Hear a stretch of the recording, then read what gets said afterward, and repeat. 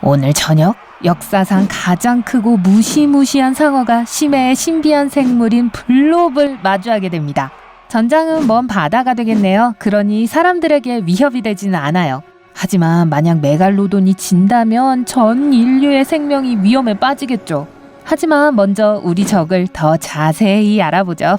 메갈로돈은 고대의 해양 포식자예요. 수백만 년 동안 해양 생물을 먹이로 삼았던 거대한 상어죠. 메갈로돈을 대적한 생물은 없었어요. 먹이 사슬의 최상위 포식자였죠. 지금의 해양 생물들은 자신들이 얼마나 운이 좋은지 알지 못해요. 왜냐하면 이 포식자는 300만 년 전에 멸종했거든요. 비록 메갈로돈이 정말로 지구상에서 사라졌다는 걸 우리가 확신할 길은 없지만요. 고작 해양의 5% 정도 탐사가 됐을 뿐이니 이들이 바다 깊은 곳에서 아직도 해양 생물들을 위협하고 있을 가능성이 있다는 거죠. 오늘 이 무시무시한 상어가 자신의 맞수와 싸우게 됐어요. 바로 블롭이죠.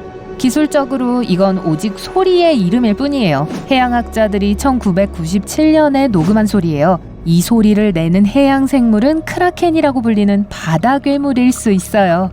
이 괴물이 어떻게 생겼는지는 아무도 몰라요. 크기도 오직 짐작만 할 뿐이고요. 이 초저주파 블롭은 너무 강력해서 4,800km 밖에서 특수한 장치로 들을 수 있어요. 만약 여러분이 뉴욕에 있다면 로스앤젤레스에서 나는 소리를 들을 수 있다는 거죠. 하지만 이건 가청력이 훨씬 떨어지는 심해에서 나오는 소리예요. 이런 소리를 낼 수 있는 생물은 살아있는 생물 중 가장 큰 흰수염고래보다 몇 배나 더 클 거예요. 흥미로운 건 이 소리가 지구에서 가장 외딴 곳인 포인트 니모에서 난다는 거예요. 이곳은 세계의 가장 가까운 섬의 해안으로부터 1,500km 정도 떨어져 있어요. 이곳은 지구상에서 가장 연구가 안 된 곳이기도 해요.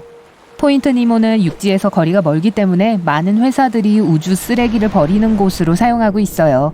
매년 인공위성이 이곳으로 떨어지죠.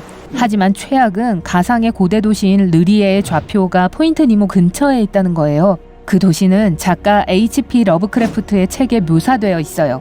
르리에의 유적 가운데 괴물 크툴루가 누워있고요. 네, 보이는 거랑 많이 다른데요. 저도요. 이봐요, 크툴루. 모음 좀 살래요? 마치 고양이가 키보드를 가로질러 걸어가다가 만들어진 이름 같네요. 이것은 완전히 허구의 생물이지만 많은 사람들은 그것이 블롭의 근원이라고 생각해요. 크툴루는 반신반수이기 때문에 메갈로돈이 이길 가능성은 희박해요. 크툴루는 팔과 다리, 날개, 그리고 수십 개의 긴 촉수를 가진 거대한 문어 혹은 조개를 닮은 머리를 가지고 있어요. 크툴루의 크기를 재는 건 불가능하지만 작가와 그림의 기록을 믿는다면 그 높이가 최대 90m에 달한다고 해요. 메갈로돈은 길이가 약 20m로 크툴루보다 5배 더 작아요. 지하철 한 량보다 약간 작은 크기죠. 오, 괴물 상어에게는 좋은 점심거리네요. 상어의 무게는 100톤 정도이며 탱크 2개의 무게와 같아요. 크툴루의 무게 역시 알 수 없지만 탱크 2대를 손으로 쉽게 거뜬히 들어 올릴 수 있을 정도라고 장담할 수 있겠죠. 하지만 크툴루는 크기와 모양을 마음대로 바꿀 수 있어요. 그러니 그 크기는 사람 크기에서부터 대륙 크기까지 무엇이든 될 수 있죠. 또 크툴루는 원하는 만큼의 팔다리를 도단하게 할 수 있어요. 하지만 환상에 너무 깊이 빠져들지 말자고요. 그러면 메갈로돈은 이길 가망이 없으니까요. 예를 들어 크툴루의 크기가 일정하다고 가정해보죠. 일단 크기 면에서 메갈로돈은 상대에게 졌어요. 크툴루는 100만 년 이상 된 고대의 현명한 존재예요. 은밀한 지혜와 텔레파시를 가지고 있죠. 메갈로돈은 주로 본능을 따르는 고대 동물이고요. 모든 경기의 주요 장점 중 하나는 지능이죠. 그래서 크툴루는 거대한 상어를 상대로 다시 승리합니다.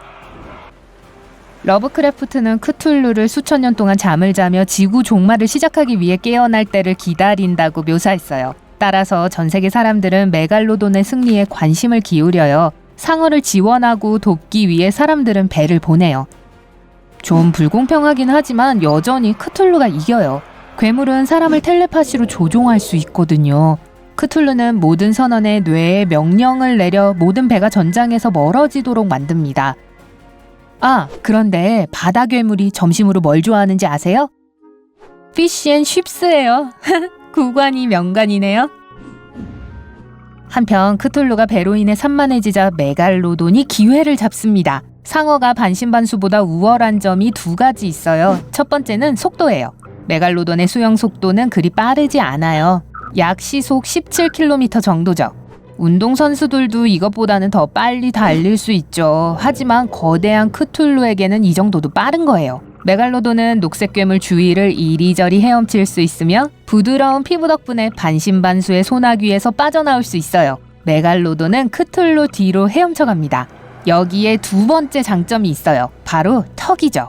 메갈로돈은 지구상에 존재했던 모든 생명체들 중 무는 힘이 가장 강한 동물 중 하나로 여겨집니다.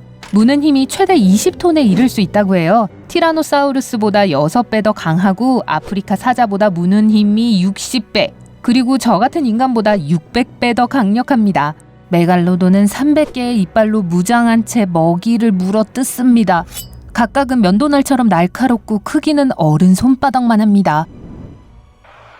그런 턱은 블록과의 싸움에서 강점이 됩니다. 메갈로돈이 한번 물면 크툴루에게 심각한 부상을 입힐 수 있어요. 하지만 물론 이것만으로 반신반수를 물리치기에 충분하진 않아요.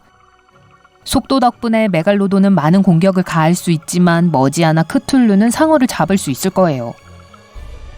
크툴루는 촉수를 사용해서 상대를 잡아요. 메갈로돈은 갇혀서 움직일 수 없어요. 블롭이 상어를 물 밖으로 끌어내려고 합니다. 녹색 괴물이 싸움에서 이길 것 같아요. 그런데 몇 개의 알 수 없는 물체가 싸움터에 접근하고 있어요. 크툴루가 사방에서 공격을 받고 있네요. 초록색 괴물은 독특하고 유일무이하지만 메갈로돈은 자손이 있어요. 바다 곳곳에서 많은 상어들이 자신들의 친척을 돕기 위해 헤엄쳐와요. 이제 양쪽이 비기고 있는 중입니다. 크툴루는 다시 텔레파시를 사용하여 사람들을 불러 도움을 요청합니다. 수백 척의 배가 전장으로 항해해옵니다. 크툴루가 적에게 발포하라고 명령하네요. 수십 마리의 상어들이 빠르게 크툴루 주위를 헤엄쳐 다닙니다. 녹색 괴물은 다치지 않게 하면서 상어들만 맞추는 게 불가능해요. 크툴루가 자신의 실수에 해를 입네요. 텔레파시 명령을 취소하고 상어 분대를 혼자 처리하기로 결정합니다. 크툴루는 촉수를 사용해 상어를 한 마리씩 잡습니다. 하지만 상어는 팀워크가 아주 훌륭합니다. 일단 한 마리의 상어가 잡히면 다른 상어들은 촉수를 물어 탈출하도록 도와줍니다.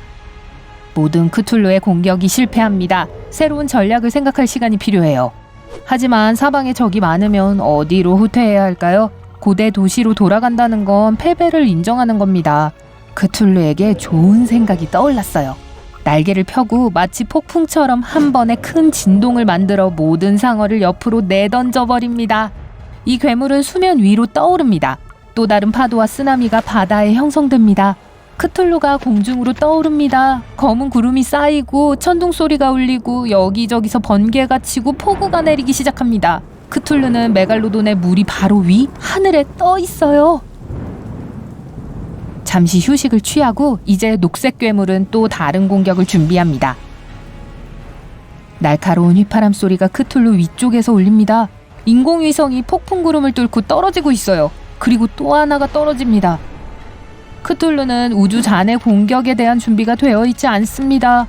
물에 뛰어들어 고대 도시의 폐허로 다시 한번 후퇴합니다. 메갈로돈이 마지막 힘을 발휘해서 승리합니다. 죄송합니다. 다행히도 이런 싸움은 절대 일어나지 않을 거예요. 메갈로돈은 수백만 년 전에 멸종됐어요. 이 상어종이 아직 살아있을 확률은 100분의 1%예요. 하지만 이건 메갈로돈 팬들에게는 좋은 소식이죠.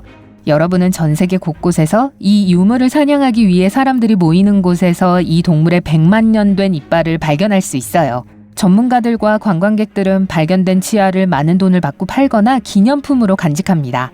블롭의 경우 인터넷에서 녹음을 재생할 수 있는데 이것이 크툴루나 바다괴물이 아니라는 걸 알게 되죠. 국립해양대기청, 노아는 블롭이 실제로는 빙하의 소리라는 걸 확인했거든요. 큰 빙산이 갈라지고 무너질 때 강한 초저주파 소리를 발생시켜요. 블롭과 유사한 유명한 빙하 지진에 대한 기록이 많이 있어요.